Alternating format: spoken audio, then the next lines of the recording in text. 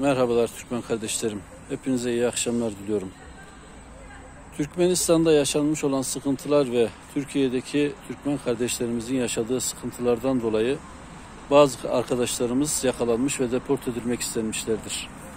Bununla ilgili yapılan uğraşlar sonuç vermediğini öğrendik. Bazı arkadaşlarımızın, Türkmen kardeşlerimizin deport edileceğini duyduk. Ve bu konuda sizlere yardımcı olabileceğini düşündüğüm bir video göndermeye çalışıyorum. Şayet Türkiye'de propaganda yapıp, gösteri yapıp, polis tarafınca yakalanan Türkmen kardeşlerimiz deport edilecekler ise, Türkmenistan'a gittikleri zaman bunları mutlaka bir ceza bekliyor. Bu cezanın da hapis cezası olabileceğini düşünüyorum. Bununla ilgili Türkiye'deki makamlardan kaliteli iyi bir siyasi avukat bularak Türkiye'deki göç idaresinden ve yurt dışı yabancılara sığınma hakkı verilmesi kanunundan yararlanması gerekiyor. Yurt dışından gelen yabancı insanların siyasi sığınma hakkı talep etme hakları vardır.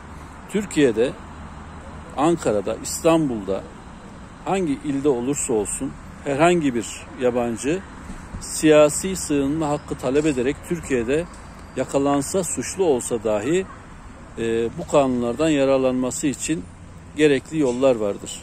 Bu yolları siyasi avukatlar ya da kaliteli suç ve ceza hukukunu iyi bilen avukatlar bu yasalardan sizi yararlandırılabilirler. Yani Türkmen kardeşlerimize ben bunu söylemeye çalıştım. Dilim döndüğünce Türkmen kardeşlerimizin Türkiye'de bağlı bulunduğu bir dernek varsa, dernek aracılığıyla ya da bir parti varsa parti aracılığıyla siyasi sığınma hakkı talep ederek Türkiye'deki Türkmenlerin Türkmenistan'a gittiği zaman cezalandırılacaklarını öne sürerek bu konuda avukatın gerekli yasalardan yararlanılarak sizlere sığınma hakkı verilebileceğini, Türkiye'deki kanunlardan yararlanılacağını size yol göstererek, size yardımcı olarak sağlayabilir. Fakat bununla ilgili ciddi, kaliteli ve işini bilen bir avukat bulmanız gerekiyor. Bu konuda size yardımcı olabilmek için bu videoyu çekiyorum. Hepinize sevgiler, saygılar, bol şanslar diliyorum. Allah hepinizi korusun.